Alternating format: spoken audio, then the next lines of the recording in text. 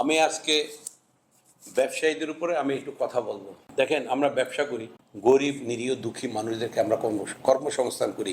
আমরা এই লোকগুলোকে আমরা কর্মসংস্থান করে আমরা বাঁচাই রাখছি। কিন্তু আমরা কিন্তু 7 দিন 7 দিনে কাজ করি। 7 দিনে 168 ঘন্টা হয়। 168 ঘন্টার মধ্যে আমরা 50 ঘন্টা ঘুমাইতে পারি কিনা ব্যবসায়ীরা, আমার একটা সন্দেহ হচ্ছে। কারণ আমরা যখন ব্যবসা করি আমরা কিন্তু ঘুমাইতে পারি না। ফ্যাক্টরিতে কী হচ্ছে না হচ্ছে সবসময় আমরা একটা টেনশন নিয়ে থাকি। এই ফ্যাক্টরিগুলো নিয়ে, ব্যবসা বাণিজ্য নিয়ে, সব ধরনের ব্যবসা বাণিজ্য নিয়ে, শুধু না, ইভেন যারা দোকানদারি করে ও দোকান নিয়েও ওরা টেনশনে থাকে। চুরি নিয়ে হয়, আবার ডাকাতি হয়, মাল সামানায় নিয়ে যায়। সব ব্যবসায়ীদের কিন্তু একই টেনশন, একই ঝামেলা। কিন্তু ছোট ব্যবসায়ী বলেন আর বড় ব্যবসায়ী বলেন, আমরা 168 ঘন্টা হয় সপ্তাহ, এর ভিতরে আমরা 50 ঘন্টা ব্যবসায়ীরা ঘুমাইতে পারে না। কিন্তু এই হলো ব্যবসায়ীদের অবস্থা। আর এই ব্যবসায়ীরা এই কোটি কোটি লোক ধরে রাখছে। কিন্তু এই গরিব নিরীহ দুঃখী এত মানুষকে ব্যবসায়ীরা পালতেছে, এত মানুষকে এই কর্মসংস্থান করে দিছে ব্যবসায়ীরা। দেখেন, একটা দুটা লোক না তো, কোটি কোটি লোক ব্যবসায়ীরা এই কর্মসংস্থান করে দেওয়া আছে কোটি কোটি লোকদেরকে। আর ব্যবসায়ীরা তো বুঝেন তো কী অবস্থা ওদের। আজকে ব্যবসায়ীরা অনেক কষ্টে আছে, অনেক দুঃখে আছে। এই যে 82 টাকা করে ডলারে ওরা এলসি ওপেন করছে, পরে 127 টাকা করে মাল আসার পর 127 টাকা করে ডলার কিনা এই মালগুলা ছুটাইতে হয়েছে। আপনারা চুপচাপ বসে আছেন, সরকারি লোকরা।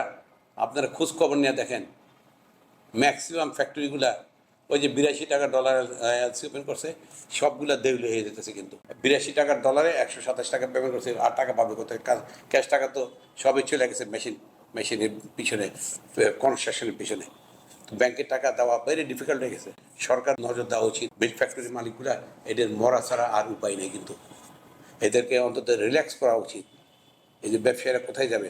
82 টাকার ডলার 127 টাকা দিয়ে মাল সামানা মেশিন পত্র ছুড়েছে। কিন্তু সরকারের উচিত এগুলো একটা লিস্ট করা, এদেরকে রেস্কিউ করা উচিত সরকারকে। নইলে কিন্তু এই ফ্যাক্টরিগুলো যদি বন্ধ হয়ে যায় বা বসে দেয়, লক্ষ লক্ষ শ্রমিক কিন্তু বেকার হয়ে যাবে। এই 82 টাকার ডলারে 127 টাকা করে পেমেন্ট করে এই মালগুলা ছুটাইছে। পার ডলারে 45 টাকা ফ্র্যাকশন হয়ে গেছে। 82 টাকা কোথায়, কই 127 ফ্র্যাকশনে সব দেরি হয়ে যেতেছে। কিন্তু সরকারের উচিত, বাংলাদেশ ব্যাংকের উচিত এটা নিয়ে একটা, সব ব্যবসায়ীদেরকে যারা এই ধরনের প্রবলেমগুলো ফেস করতেছে, বাংলাদেশ ব্যাংকের গভর্নর উচিত এগুলো নিয়ে, ফিনান্স অ্যাডভাইজার যিনি আছে সালেউদ্দিন সাহেব, ওনাদেরকে উচিত এরা বৈশা এটা কীভাবে সেটেলমেন্ট করা যায়, বাংলাদেশ ব্যাংকের থেকে কোনো সুযোগ সুবিধা দেওয়া যায় কিনা এইগুলারে এই রেস্কিউ করার জন্য, এদেরকে বাঁচানোর জন্য।